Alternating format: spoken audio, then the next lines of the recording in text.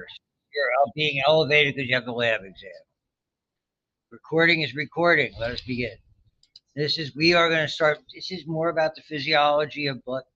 It's worked out pretty well. We'll get through nearly effectively most of the blood vessel chapter and the exams on the last day. The beauty of it is when we come back, be ready. Our hardest unit. Our hardest unit, which comes right after the break. Oh yes. Oh yes. Have some fun. What? You got immunology. Yeah, I can remind me. I'm not other than Friday, Saturday, and Sunday, right before we come back. That's the only time we're going to be away, seeing grandkids, and we'll be too tired. I'll be too tired to even look at anything. What? They're going to be wholesome. Wholesome. Yeah, with the grandkids. No, I'll be too tired. Run around ragged. When you get to a certain age, chasing around very active 4- and 7-year-olds is very difficult. Very difficult. I don't know how young parents, there's a certain bolt of energy you get when you become a young parent because all of a sudden it's like, oh, all this energy. Then it disappears. But I digress. On with the show. So, everybody, this is blood pressure regulation. And these are all different things that do it. Doesn't matter. All these things impact your blood pressure depending. Some factors stay with you for long. I mean, as you get older, the difference, men typically a little higher than women. If you're overweight, certain racial or ethnic identities are more likely to have blood pressure problems than others. And certainly, mood particularly. I mean, just like you'll be on Friday stressed out, your blood pressure should go up. What do you see me? Some of you have normally high. I'm ready in case there's an emergency. Stop. Don't say that. So, I mean, this is the classic number. And I mean, these days, this applies to any age. Sustained elevated arterial pressure of 140 over 90, with the 90 being the big player here, indicates high blood. And it's not a one-day diagnosis. You have to get patterns on these things. I mean, you'll find that in a clinical environment, you might have people come in, and it's typically best to test these things on a regular basis at the same time. It's like doing your weight. When you do weights, if you're going to weigh yourself in the morning, first thing. If you're going to do, if you're going to have, you might have patients, if they're in a clinic environment, they can come into the clinic if you're in a big hospital, like inner city hospital, like Presby, an outpatient clinic. Okay, we're going to have you come in every Tuesday morning and have your blood pressure. That's better than looking, because again, it's a series of snapshots. You want to get a pattern. When they say sustained, it's like that. Maybe you have to have someone in their orbit who's reliable in taking the blood pressure that's there, or even if they're using a machine. So these are all the other things, and there's a lot. If you're febrile, if you have fever, physical exertion, all these. And the problem is when you're overweight is a big problem, and statistically, we're a horribly overweight country. And I was a poster child for that for a very long period of time. I'm still, like I said, vertically challenged because I'm so overweight.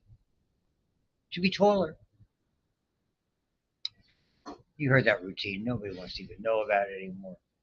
I give up. So all the things it can do is putting undue stress on your heart. We talked about that. Blood vessels are taut. Effectively, what manifests itself, the continuing pressure that's going in those blood pressure. And this ties back into what we talked about with the intrinsic clotting system. What happens in the intrinsic system? It's roadways. As the roadways get damaged and they're repaired, over time, that damage, depending on the circumstance, will manifest itself as roadways that are effectively bumpy, irregular. Pittsburgh 101, typically after the winter, potholes. And bouncing around, that's going to make things clot. Your kidneys are the ones who suffer the most. That's really where the damage, because you begin to damage what you will come to see as a strong, yet in many ways delicate filtering system called the glomeruli. And then certainly stroke, because now not just heart attack, it's also blood vessels going up to the head. So all of those things.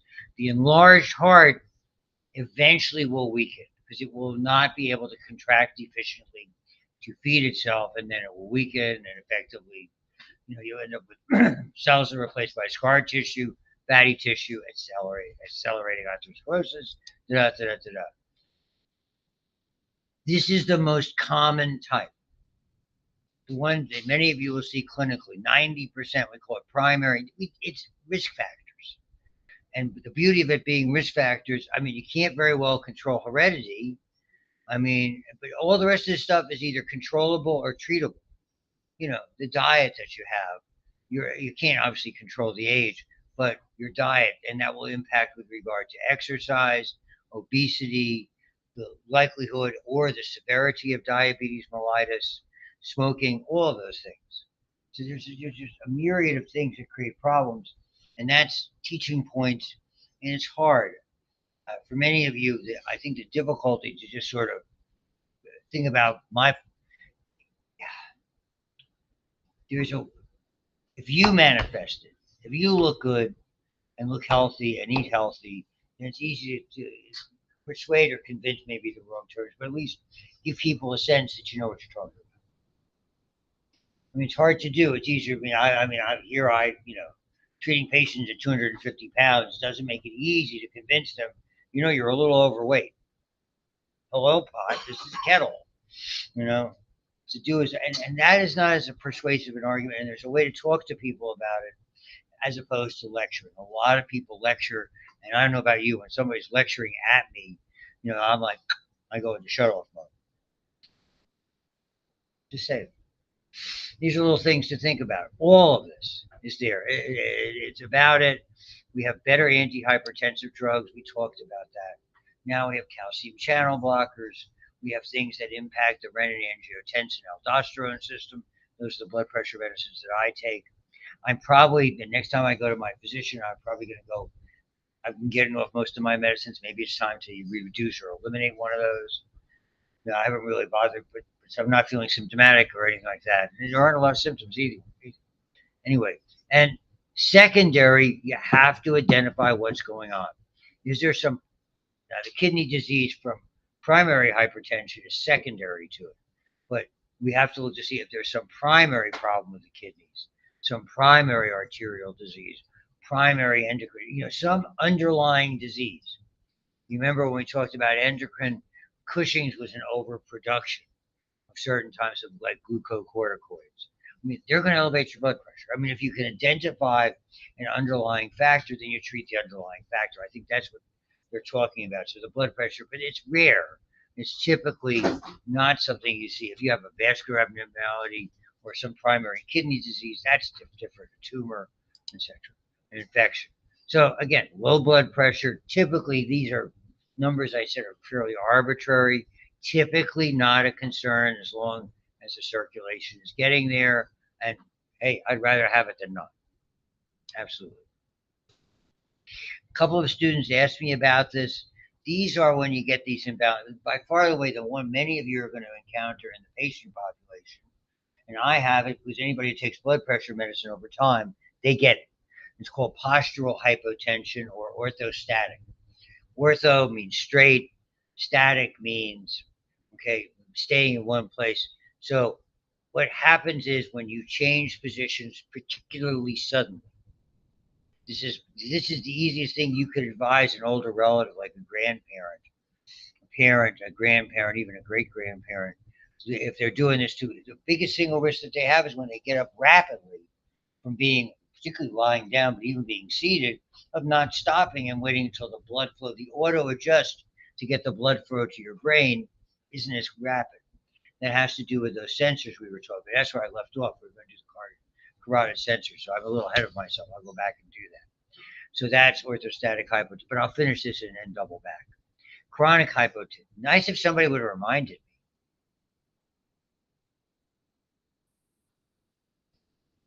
Well, he forgot. We don't have to know that. Thanks a lot. Okay. Now, I thought I could rely on this class. In micro, you would have reminded me. No help. So again, we call it a tilt. And you check it all the time, particularly if you have a lot of older patients. You check their blood pressure seated, you check it when they're standing, which is a little bit easier now because we have now those automatic devices The digital devices work a little bit easier with that because you don't have to take it off of one area and put it out another area and compensate for those kinds of things. So that's it, and it means about blood flow to the head. Chronic, a lot of problems. You look for underlying disease, hypothyroid, and then we'll talk about the different kinds of shock. When it happens acutely, it means there's typically that would be some external factor, a large external bleed, maybe recent trauma. Somebody comes in after an auto accident. That would be the kind of thing you'd see with a ruptured spleen. If it wasn't obviously bleeding, that's really a common, hard to diagnose unless it becomes fairly obvious. You know, we see those things like that. Those are just little stuff. Let me backtrack a little bit. Eventually, I remind myself. Uh, uh, uh, uh, uh, uh. These are okay. Chemoreceptors and baroreceptors. Okay, that's where we were. Baroreceptors are pressure receptors. The way they adjust is to pressure changes. They are found in the carotid sinus, which is roughly at the it's the carotid sinus. It's found roughly at the bifurcation of the carotids and in the aortic arch. Okay. So if your mean arterial pressure, and it's a pressure sensor, it's a stretch receptor, is sensed to be low, okay, it increases cardiac output and blood pressure. Okay, this is the one that happens. We don't even notice it, most of us, unless you have that orthostatic hypotension. These pressure receptors monitor to ensure blood flow to the brain. The aortic is blood flow everywhere else, if you want to think of it that way. Okay, they become ineffective if that blood pressure just stays there. Okay, they adapt to that hypertension, so they don't get triggered as easily. That's one of the faults. You lose a safeguard. So they're basically there, and all they do is make subtle corrections. Oh, somebody jumped up out of bed, they heard something, and this is okay. Let's make sure it fell off X number of milliliters. Well, just tighten up those blood vessels going up to the brain and increase the pressure. That's all it does.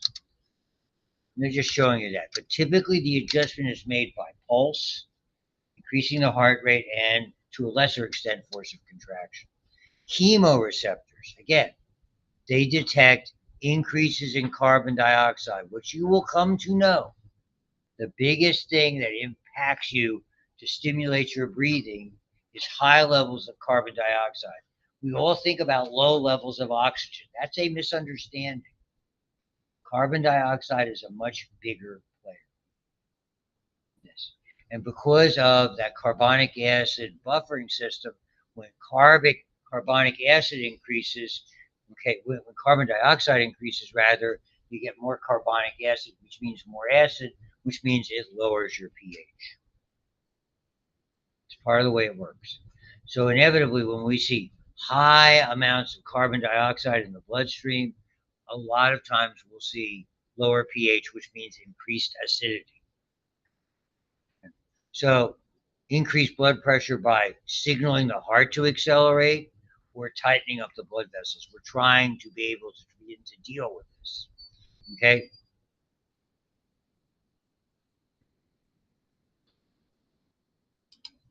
So higher brain centers regulate this, okay, are found in the medulla principally. Modifications can occur from higher areas. We definitely increase it during stress. And what happens when I talk about the hypothalamus mediating it, you're going to see it in subsequent charts. Body temperature notwithstanding, that just is a general sort of an increase. What you're going to see, particularly during exercises, is redistribution to the heart and skeletal muscles. It mimics fight or flight by design. It's not a pure fight or flight because that's a relatively sudden change, as opposed to when you're beginning to exercise first moderately, then more aggressively. So, and there are other mechanisms, again, epinephrine and norepinephrine will increase cardiac output and vasoconstriction. Again, this is the angiotensin 2, the one that has all those myriad of effects. I wrote them down before. I'll just verbalize them to you. You get thirsty, your blood vessels tighten. That's the name. Tense, angio, tensing up or tightening up the blood vessels. Okay, increasing the amount of antidiuretic hormone. Okay, works in concert with that. and by the same token, that aldosterone, the sodium, and then all the, and they work in the kidney, the antidiuretic hormone and the aldosterone. The opposite, the so-called anti-aldosterone, is this atrial natriuretic peptide. Again, it was covered a little bit in endocrine, if you remember. And all it means is that if you're having so much pressure and flow, you're retaining enough fluid, it subtly stretches the atria. They release this chemical that basically says to the kidney, okay, got enough water in here, let's get rid of it. We're going to start to put, so rather than retain sodium, let's get rid of the sodium and let the water follow. So it's that, again, it's a homeostatic mechanism. We don't employ it nearly that much. Again, most of the time, these are very subtle corrections that are all part of homeostasis. We don't want to make big, sharp turns. Again, living systems don't do well when you make these rapid changes. It's always fraught with danger. Look at that if you want. So the baroreceptors, like we said, adapt quickly. Okay, not so good for long term. Okay, it's longer term. We see it more in the kidneys, adjusting fluid. We're going to get into the kidneys and what they do with these different mechanisms. I don't want to go crazy with this here because we deal with it again in kidney. These direct and indirect mechanisms, they're very, the minute you use different terms like that, typically folks, students at your level look at this and go, what are they talking? You don't have to, I can see that when I'm explaining it, I look out into the room and I see eyes that are glassed over or doing something else. Because it's like, what is he talking about? Direct versus indirect. Direct means the kidney controls itself. Okay? It alters the amount of blood. The more blood that flows into the kidney, into the filtering system, the more you'll learn, the more we make filtrate, the more you urinate. The more you urinate, you lower your body's fluid. That's the direct mechanism. You can't be more than direct than that. Blood pressure's high, I'm going to get rid of fluid. How do we do that? We void, we urinate. Okay. The flip side of that is when that's not working or working efficiently, we've got chemicals. Okay, and that's this indirect. Indirect because it doesn't work directly on the kidney. It works indirectly because of that renin, that angiotensin I just described, and lastly through aldosterone. And that's what they're telling you here, and you look through all that, you're going to get it again. Okay, we look at this mechanism a lot. There's no better time now than to start to familiarize you. If what you will have to know for this, because again, this is not on the exam on Friday. This is the exam farther away. I will let you know. We will go over it again. Probably by the time that next exam comes up, we might even be already in. We might be getting close to kidney. We're starting kidney. I know you're excited. I know you're excited. That it takes, believe me, you'll want to be done with the immune system. You'll be happy to get to respiratory, digestive, and kidney. Am I trying to frighten you about immune system? It's crazy. Example, immune system. For years, my wife used to use tea tree oil. Okay, for skin problems, minor irritations. She loved it. All of a sudden, she got the great grandmother of all rashes from it. She became allergic after using it. Allergic when she was in her early 60s. After using it for years and years. That's the immune system. It can happen. All of a sudden, magically, oh, this worked. No, I can't tolerate it. You can't. The minute you think you understand it, it sends you a big curveball. Just something to look forward to. We're not going to go through that. Yeah, blood pressure in the brain. Okay, high enough to provide adequate tissue perfusion. The magic word, adequate circulation where it's supposed to go, and so the person doesn't lose consciousness. Okay, so again, it's not enough versus too much. A lot of these systems. So overflow can be problematic. Overflow, like as you saw there, theoretically, it could elevate, the blood pressure could be so high, it could lead to really a significant event like a heart attack or a stroke.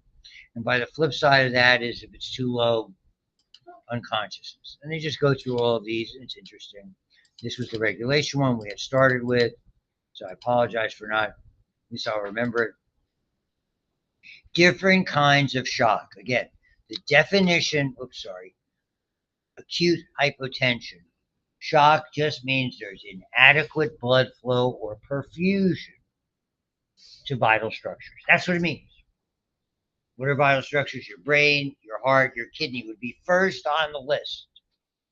They're the ones, probably in that order, that if they don't have adequate circulation, they will start to die quickly. And unfortunately, the damage there, particularly in the brain and the heart, is permanent.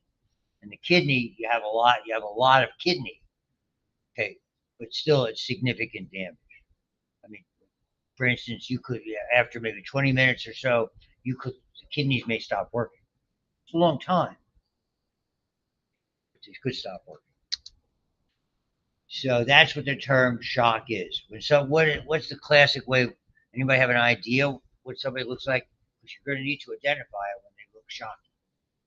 Because it could, all of a sudden they could come in. This is the classic ones at the bottom. The heart. I felt lousy today, and all of a sudden you're in an emergency room or an office or a clinic. You're starting to, and it's like, oh, I just don't feel right at all. And the next thing you know, you can do it by reaching over and touching them. They'll feel cold and clammy. Okay? Their pulse rate will be markedly elevated. All of a sudden, you see somebody, they're sweating, they're cold, they just don't feel right. And you reach over with your fingers and grab that pulse, and it's racing. It's like, oh, okay. Classic sign of shock. Classic.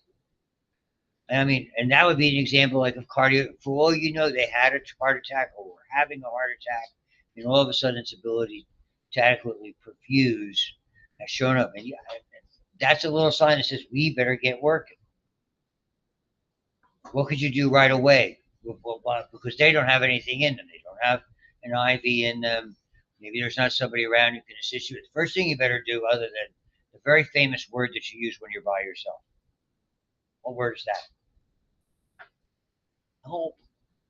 Loudly. Hard to do things by yourself. Never be afraid to ask them. And elevate their legs. I mean, at the very least, like I said, they muscles and structures in the extremities take a long time to go when they aren't well perfused. We've had tourniquets on them doing surgery for an hour, hour and a half. Nothing unusual. But again, brain, heart, kidney, not so much. Just an example. So, what is shock? Where blood vessels inadequately fill and cannot circulate, meet tissue needs.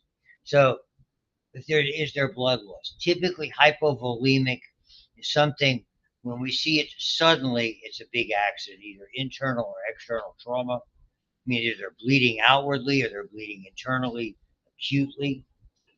Okay, again, that's the kind of thing when I talk about a ruptured spleen. That's famously from something called blunt trauma of the abdomen. Somebody gets struck, and all of a sudden the structure bursts. You know, we have a lot of what are hollow organs. They're like big balls or balloons. They're not solid. They're under pressure. When you smack them, they can pop. You got to think about the dynamic of it that's there. So that can be vascular shock. Okay, extreme vasodilation and decreased peripheral resistance. Something has set up that vascular system. Usually that's chemical in nature. Maybe the most famous one of these, we'll talk about good old immune system rearing its ugly head, anaphylactic shock. Effectively, that's a systemic allergy attack that happens very suddenly. And what happens is the chemicals that are released because of this dramatic allergic response massively dilate blood vessels.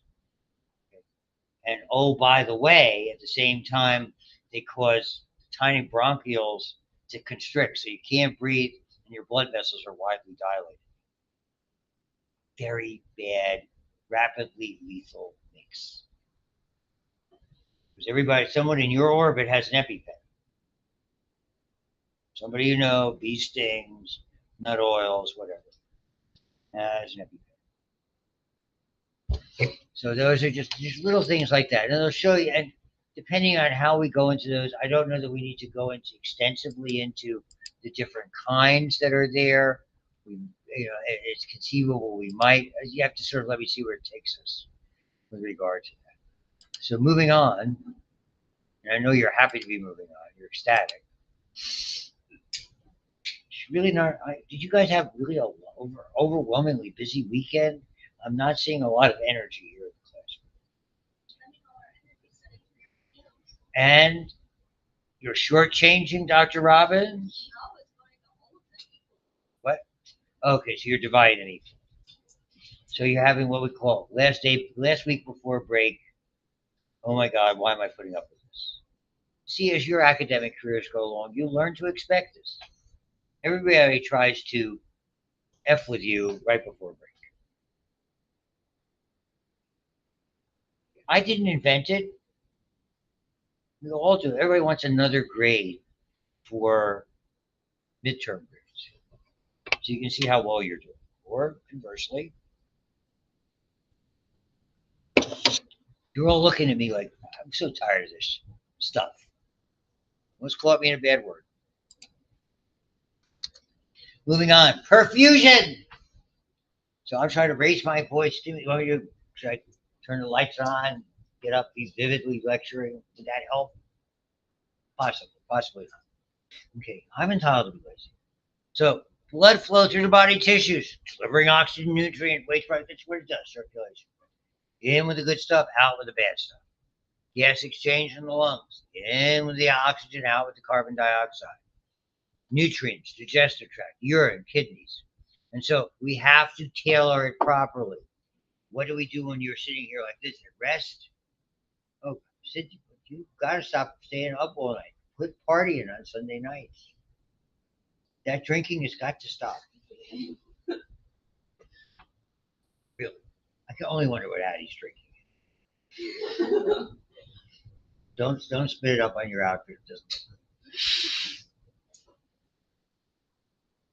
good. Just saying. Okay, that's all that. So we've got to tailor it exactly properly. So it's controlled by mechanisms inside. You don't have to think about it outside.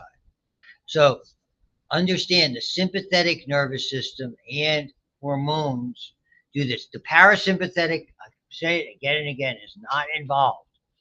It's not that it doesn't have anything to do with it, but directly, it's the only innervation that directly goes to the smooth muscle of blood vessels is from the sympathetic.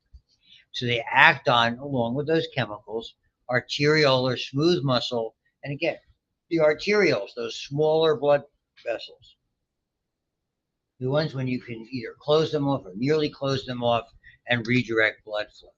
So when they talk about intrinsic, they call it auto or self-regulation. Blood flow is adjusted to meet needs, okay? So they're tiny. And so it's almost like regulating its own flow that's there. The kidneys, I'm just giving you an example of that. If the pressure in certain, they have pressure sensors. If it's low, it can raise it. If it's too high, it can lower it. There's a lot of things when there's an increased type of need. For instance, let's say you just had lunch or dinner, you had a big meal, whatever. All of a sudden now, that's it. You have pressure signals and chemical signals in your gut, basically redirecting the blood flow to that area. That's just the way it works. So intrinsic within the organ, it uses what they say paracrines. These are just local chemicals, autoregulation.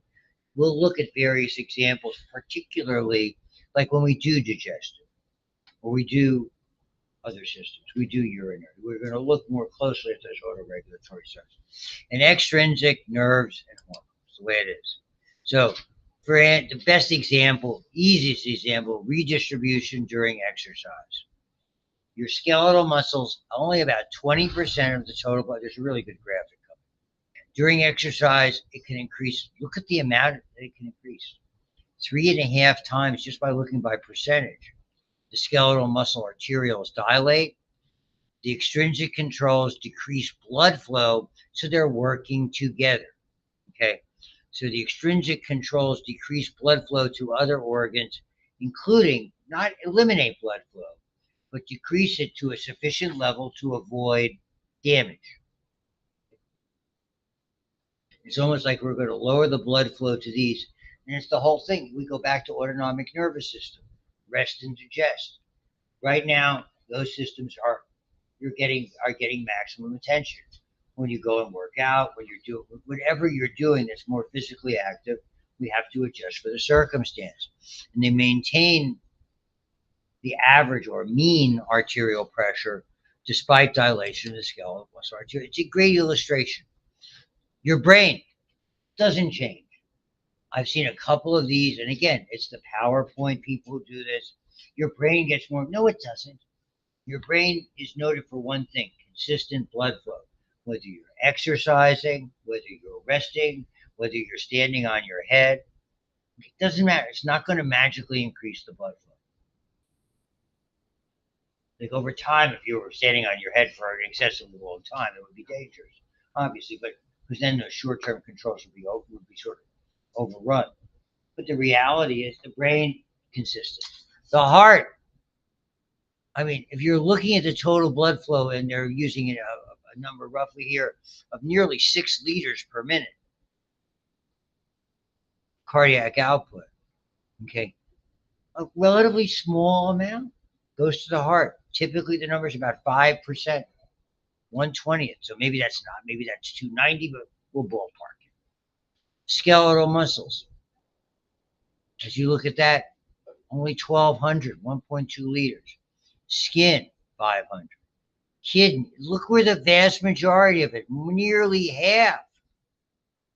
Gastrointestinal, abdomen, kidneys, genitourinary. Probably included a little bit with the other. Now look at the dramatic change that's here. We keep this, we're going to increase the heart by a factor of 3. But look at the skeletal muscles, a factor of more than 10. Wow.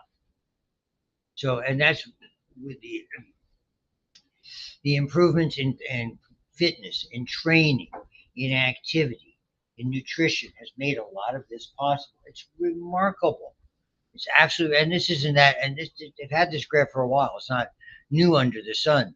Why does the skin have to increase that nearly 4 times heat? Generating so much, you have to effectively dilate. You have to generate, once it gets to the skin, it can sort of come off as heat as well as perspiration. So, I mean, you're going to have to mitigate it to a certain extent in that regard. And I mean, normally if you increase this by a factor of 3, okay, look what they're doing by roughly 3 times. Look what's happening over here. Normally the abdomen, I mean, your digestive, 4,200, 3,300, the better, nearly half of this, 40% of it, would proportionally increase. We have it down. Barely enough here. We've reduced this. We've dramatically reduced these 2 numbers. Dramatically. So all they are, those are support levels. Enough blood flow to make sure that when we stop exercising, we stop this vigorous physical activity, we'll have enough that those systems are going to work and return as soon as your blood flow returns. So it's great. Homeostasis 101. So auto-regulation, conditions that regulate. So another one is very interesting called reactive hyperemia. So a lot of times we'll increase blood flow to certain areas.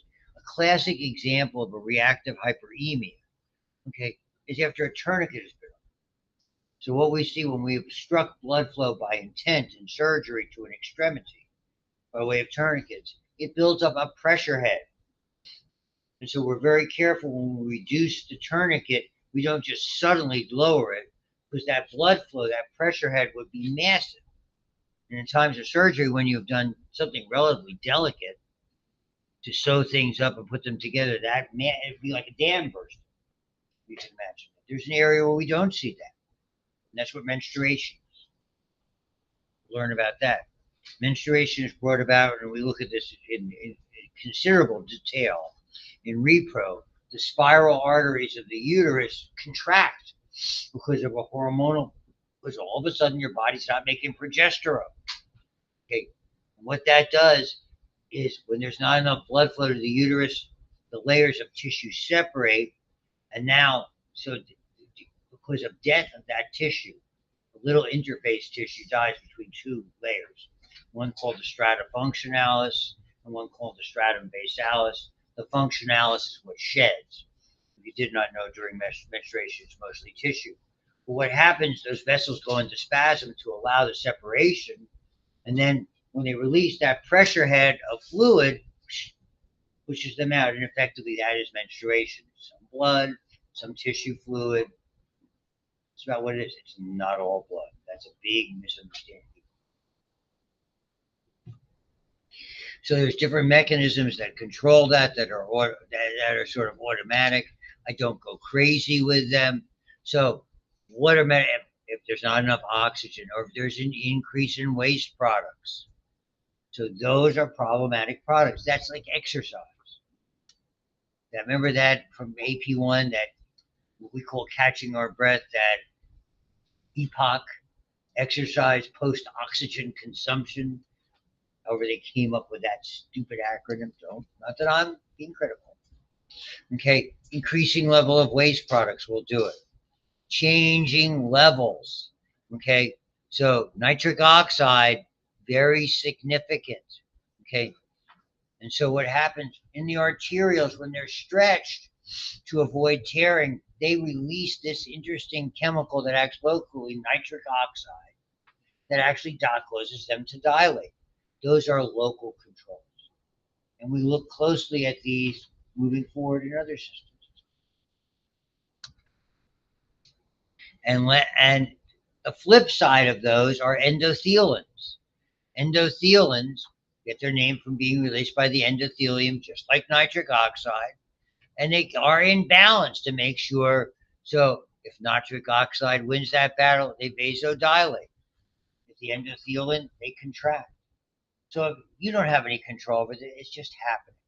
I mean, can we alter it intentionally with medication? Sure. But under normal circumstances, this is what's meant by auto controls. What happened, what we'll see when we talk about inflammation in the immune system, is that it's the override are the chemicals that are released. We have what they call pro-inflammatory agents. That's one of the things, for instance, why COVID was such a pain in the neck. It triggered a release of pro-inflammatory things that bounced up inflammation inordinately, so at least. And then these other ones that are there, changes in smooth muscle respond to changes in that arterial pressure, that mean arterial pressure. So they basically make sure the area continues to be perfused. So it can be from stretchers. So increased pressure stretches the wall more normal. It constricts. If it reduced, it responds. Okay. Reduced stretch, decreased MAP causes less stretch. The smooth muscle responds by dilating to allow for some increased flow. So it's just trying to maintain the system at the appropriate level. So when you hear about these myogenic controls, these are not ones that I don't emphasize for now. The nitric oxide is probably something you'd see on the test. The endothelins and these myogenic responses would not. That's just something I want to acquaint you about because it's important. What happened? Those are short-term controls. Long-term controls, okay, when the short-term controls don't work as efficiently as they should, and they take longer. This is interesting. This is angiogenesis, okay? We see it unintentionally by people at higher altitude. Remember, the blood is thicker.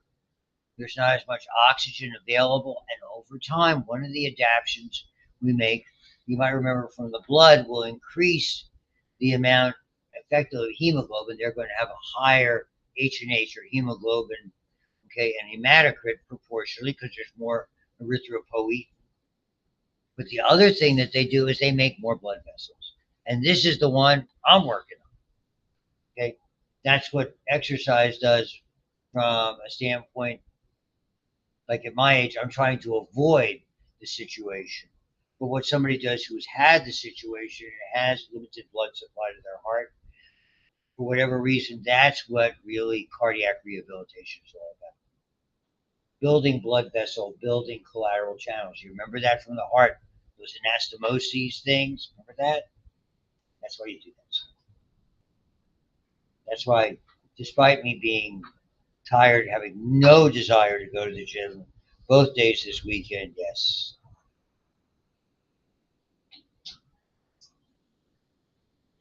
Ask me, just into one of those things, I might as well do it and get it over. Don't fight it. Not today. And they just show you all this stuff, and you can look through that as much as you want. So it depends on your activity level with regard to the tissue you're using. Okay, we try to maintain it about a liter a minute. You saw that before. And so active or exercise hyperemia, increased flow, increases in direct proportion to the activity. Okay, that's what I mean. You saw that graphic increase 10 times. Remarkable. So there's a lot of ways that they can work with. So exercising, okay, all of those other factors play a role, but we have overrides from it. And again, training and exercise, depending on the sport that we're doing, it continues to be remarkable for me when I see athletes who are able to be, doing this. Like from a football perspective, this guy's got the best motor I've ever seen.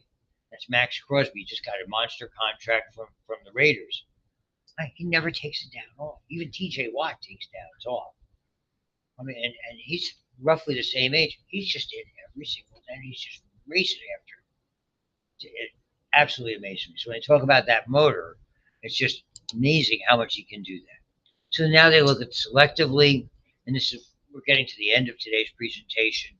Blood flow to the brain has to be constant because your brain can't tolerate it. If it doesn't have it, then your brain is going to start to shut down and potentially a stroke can occur.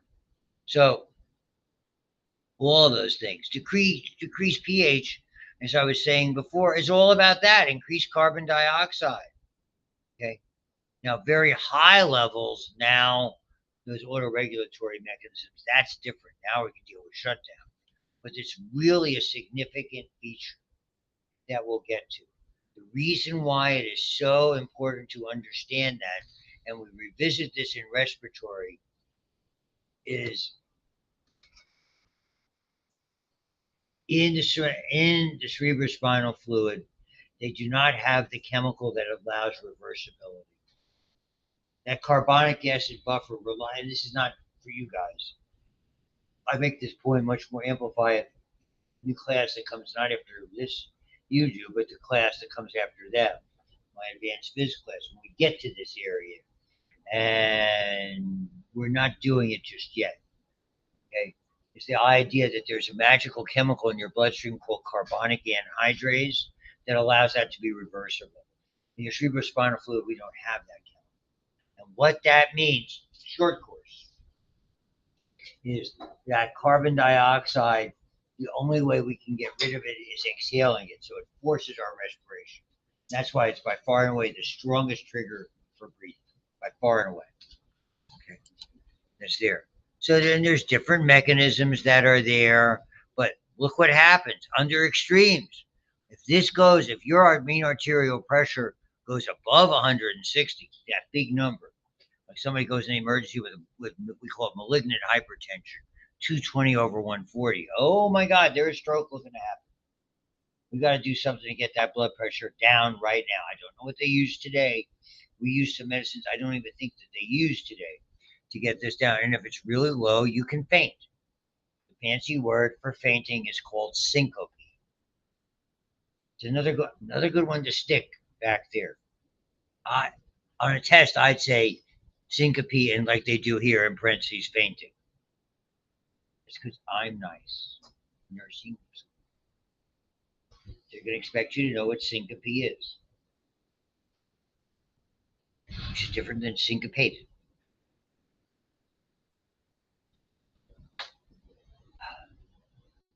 Why do I love vocabulary and nobody else? So, 60 millimeters of mercury. My wife and I correct each other's grammar. And so we have this perfect relationship. So 60 millimeters of mercury, if it falls that low, you're going to faint. That's why it's so important. Skin, okay? Nutrients to the cell, auto regulates, body temperature. That's why you saw that elevation with that increased activity. Also, it's interesting, about 5 to 10% of your blood is kind of in your skin. It's a nice extra reservoir that you have, just in case. If you didn't know that, and all of those, the flow can vary. Sympathetic nervous system, temperature plays the big player in that. Okay. So all of that, you can read through this. It's fairly easy. Heat radiates from the skin. Okay. And we can control it in the opposite way. We can shunt it deeper so they constrict. And that's why you get those. You can see when somebody's been out in the cold, hopefully no longer in this climb, that we'll be done with it. Let's stop here. Thank you. I can't believe I have to restart my software. Are you kidding me?